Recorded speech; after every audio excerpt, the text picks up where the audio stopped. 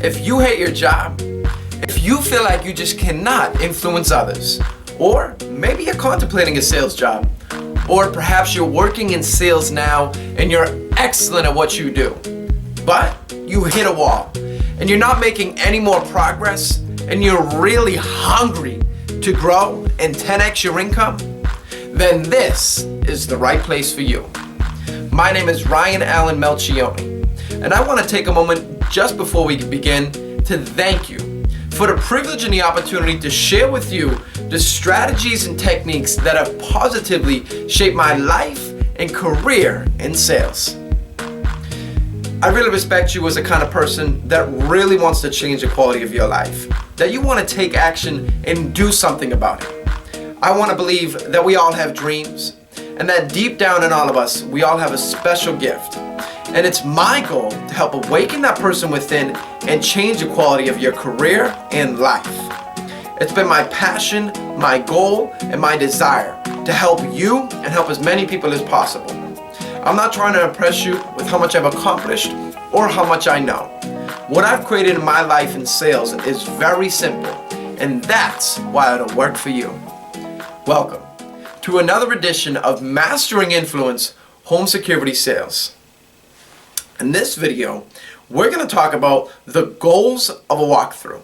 This is following the video talking about how to get inside the house. Now this is very, very, very important because this is going to help you to achieve so much more once you're inside the house. Now, what are the goals of a walkthrough? What is it that you're exactly trying to accomplish? What is three things? The first thing is rapport. You want to build a lot more rapport. Because remember, you're going to close, or you should be, 95% of the deals once you're inside the house. Get them talking about their stuff and their house and themselves, right? Because once you're on the doorstep, how much rapport can you create? If they just moved in, more than likely, they don't have a whole bunch of stuff in their yard. They don't have a whole bunch of decorations on the outside. You don't know what kind of pets they have. You don't know what kind of animals they love. You don't know what kind of sports teams they're into. If you're living in Florida and they're a Vikings fan and you're a Vikings fan, that's a beautiful rapport topic. Because now you confirm that, you're in the house, and you're somebody that they can relate to. Someone that's not that common on a regular basis because you're in Florida, or depending on where you are. Another thing you can see is a wedding picture. Ask them about their wedding. What was it like? You can look at the pictures on the wall. You can look at their fridge and see all the different accomplishments their kids have done. You can see so much more once you're inside the house. So you really want to emphasize and build that rapport. From the second you walk inside, point to something, look at something, look around the house. Even if the house is empty, there's nothing inside. Even if they literally don't even have electricity or furniture and they're doing work, you need to find something that you can relate to. Talk about the carpentry. Talk about ripping up the carpets and how you've done that before. Talk about replacing the windows and how it was expensive and how you got ripped off, or whatever the case may be. Talk about whatever you possibly can. Another key thing that I would recommend is complimenting the householder on the size of the house, the amount of work that they've done or the amount of work that they plan on doing. Talk to them about how it's a beautiful house in a beautiful area. Talk about the ceiling, the floors, the walls, the windows. It doesn't matter. Find something to talk about. Before you do anything else, you should be focusing on building more rapport. Because once you find something that's in common, there's no saying, there's no stopping or knowing what you could possibly accomplish. The second thing is re-emphasizing and repeating the 5-minute pitch. Use it to talk about the targets and the bump key. Because remember, now that you have a lot more attention, you can really bring up those talking points. Because remember, people only retain about 25% of what you tell them. So everything you said on that doorstep, depending on where you are, they're very, very limited. Very likely they're not going to remember everything about the door pitch, right? From the beginning to the end. Or the 5-minute pitch, rather. So when you're talking to them, you really want to stay focused and think about the things that are really going to hit home. What's going to really hit their heart? If their spouse is in there, what are they going to remember from that 5-minute story that they're going to share with their friends and family and understand why they need security so much as a new homeowner? You can talk about the key, the bump key, the windows, the doors, how the thief would be coming in from this area of the house, walk around the house, treat it like it's your own. Because once you're doing that, it's going to be so much easier to help them realize how important it is for them to have security the day that you were there. Why they should have already had it before you even knocked on the door. And then the third thing is find the vulnerable areas. Now, I'm not putting these in an order of importance, but finding vulnerable areas is very, very important. And there's a key thing that I want to mention to you. Because, let me ask you, how would you try to find the vulnerable areas? Think for a moment. What would you do? Do you ask the person inside the house? Do you ask the homeowner? So, what is it that you're scared of? What window intimidates you the most? Or what area do you think I should cover? See, I don't recommend doing that. I've had some of the people on my team, some people tell me that that's what they do, but I highly discourage that. And the reason why is because, I'll explain it like this. If you had a house, let's say in your basement you had a leak, a pipe burst, or there was just water dripping from the pipes, and you call the plumber, and he comes by, and he asks you, and he says, and he's the expert, remember, so what do you think's wrong with it?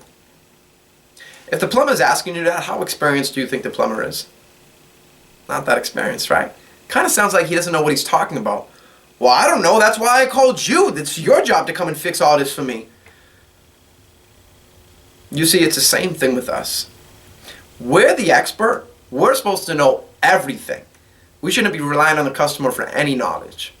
And on top of that, it's also very key and very important, because if you're talking to a gentleman or a man or a woman, it doesn't really matter the sex, but depending on who you're talking to, perhaps they're scared about something, there's something that they don't like, but they don't want to tell you their fears. Because if I'm a big macho man and I'm pretending like I'm afraid of nothing and I don't even need security, I have a gun and all this crazy stuff, and you ask them, what are your fears? And they say nothing, now what are you doing? What window are you scared of? What window do you want me to cover? Oh, none of them. I don't really think it's that big of a deal. I can take care of my own. Well, now what are you going to do? Right? It's the same way if you're scared of spiders and you know there's a spider on that table and you're looking at it, you're looking at it, you're looking at it, but you don't want to say it because you don't want to tell everyone around you that you're scared of spiders. Until somebody says, yo man, there's a spider right there. Then the guy says, oh man, I knew there was a spider right there. I just didn't want to say it. I knew it was there. I thought I was seeing things, but I knew there was a spider. So you confirmed their fear, right? So if you take the initiative when you're inside the house to talk about, you know, I don't know what you think, but see how this window was set up right here on the doorway? I mean, I'm right here, and right next to me, there's a door.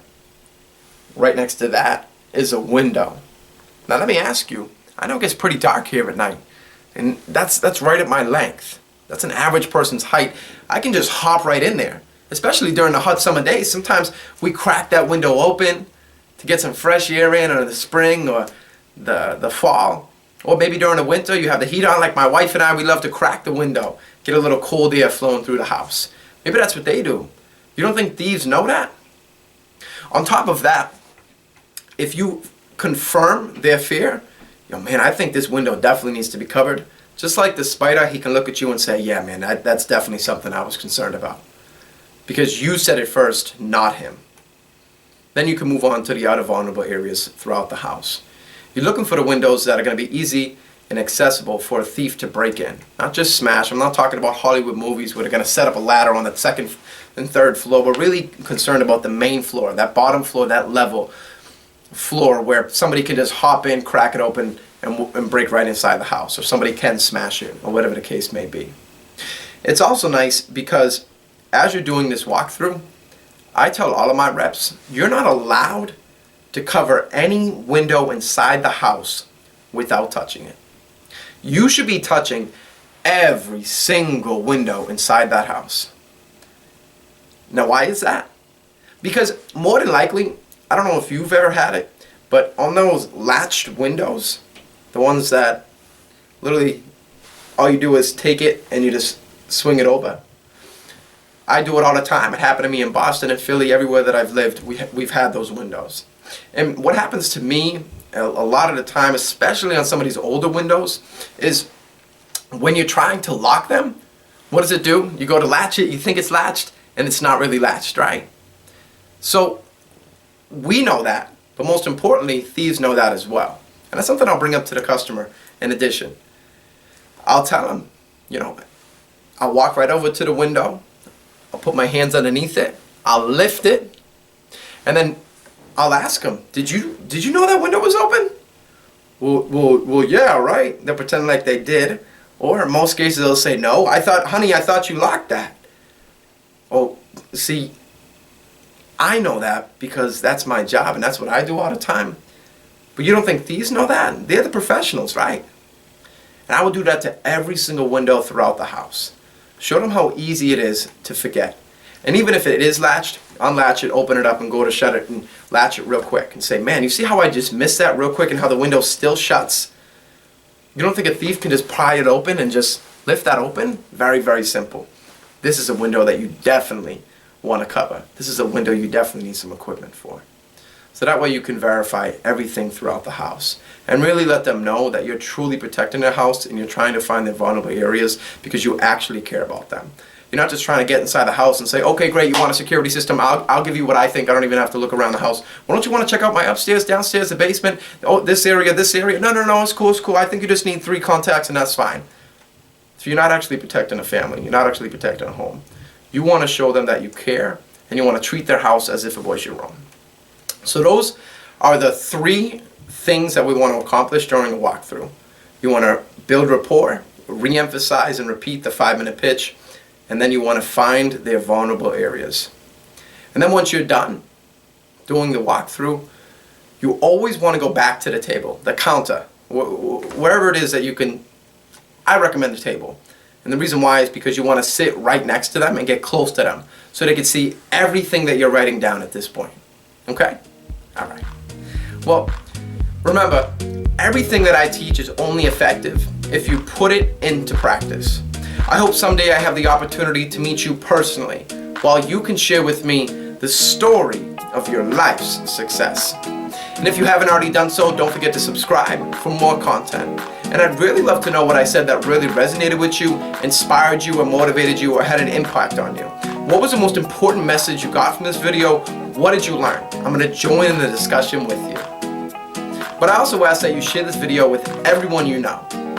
Your manager, everyone in your company, your sales team, anyone that could possibly benefit. Thank you for taking the time to share, and thank you for taking the time to watch.